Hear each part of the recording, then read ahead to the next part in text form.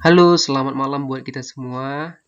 Apa kabarnya saudara dalam Tuhan? Semoga kita sehat selalu dalam Kristus. Jadi di sini saya akan menyampaikan yaitu tentang bagaimana model pembelajaran VCT atau dikenal dengan Value Clarification Technique.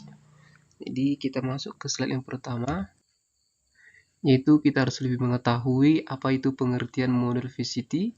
Jadi ada menurut para ahli, menurut Frankel yang dikutip dari oleh S. Ahmad Kosasi Johari mengartikan bahwa nilai value merupakan suatu sistem di mana aneka jenis nilai, nilai keagamaan, sosial, budaya, ekonomi, hukum, etis, dan lain sebagainya berpadu jalin menjalin serta saling meradiasi mempengaruhi secara kuat sebagai satu kesatuan yang utuh. Ahmad Kosasi dari tahun 1985. Jadi kita tarik kesimpulannya berdasarkan pendapat ahli di atas dapat ditarik kesimpulan bahwa model pembelajaran VCT adalah teknik pengajaran untuk mencari dan menentukan nilai yang dianggap baik dalam menghadapi suatu persoalan melalui proses pengungkapan nilai yang sudah ada pada diri peserta didik dan selanjutnya nilai yang dianggap baik tersebut akan ditanamkan pada diri peserta didik. Selanjutnya kita next, yaitu Value Clarification Technique atau disebut dengan disingkat VCT adalah sebagai suatu model dalam strategi pembelajaran moral bertujuan satu yaitu A. Mengukur atau mengetahui tingkat kesadaran peserta didik tentang suatu nilai. B. Membina kesadaran peserta didik tentang nilai-nilai yang dimilikinya, baik tingkatnya maupun sifat positif dan negatifnya, untuk dibina ke arah peningkatan dan perbaikannya. C. Menanamkan nilai-nilai tertentu kepada peserta didik melalui cara yang rasional dan diterima peserta didik sehingga pada akhirnya nilai tersebut menjadi milik peserta didik.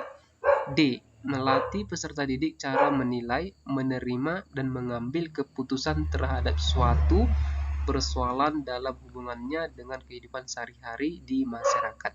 Selanjutnya, yaitu sistem pendukung model pembelajaran VCT, yaitu sistem pendukungnya merupakan penunjang pelaksanaan kegiatan belajar mengajar di kelas. Sistem pendukung yang diperlukan untuk melaksanakan model pembelajaran VCT adalah sebagai berikut. A. Sarana prasarana pembelajaran meliputi adanya sumber belajar, adanya sumber media belajar narasumber yang dapat dimanfaatkan dan tersedia di perpustakaan mendukung proses pembelajaran. Jadi sistem pendukung ini sangat diperlukan, yaitu perlu adanya prasarana dan sumber belajar dan narasumbernya itu sebagai guru untuk mencapai pembelajaran yang diinginkan oleh kita. Jadi selanjutnya, yaitu selanjutnya ini ada beberapa hal yang perlu diperhatikan dalam mengimplementasikan VCT dalam proses dialog.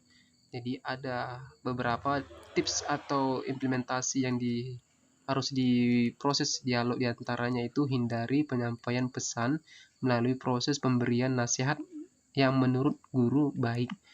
Yang kedua itu jangan memaksakan peserta didik memberikan respon yang tidak dikehendakinya. Yang ketiga itu melakukan dialog terbuka sehingga peserta didik mengungkapkan perasaan dengan jujur dan apa adanya. Yang keempat itu dialog dilakukan pada individu bukan pada kelompok atau kelas. Yang kelima itu hindari respon yang dapat menyebabkan peserta didik terpojok sehingga ia menjadi defensif dan tidak mendesak peserta didik pada pendirian tertentu.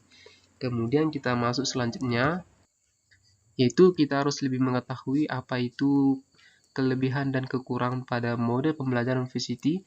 Yang pertama itu kelebihan pada model pembelajaran VCT itu yaitu satu, mampu membina, menanamkan nilai dan moral dalam kehidupan.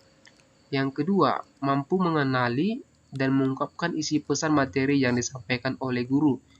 Yang ketiga itu mampu mengklasifikasikan dan menilai kualitas nilai moral diri siswa.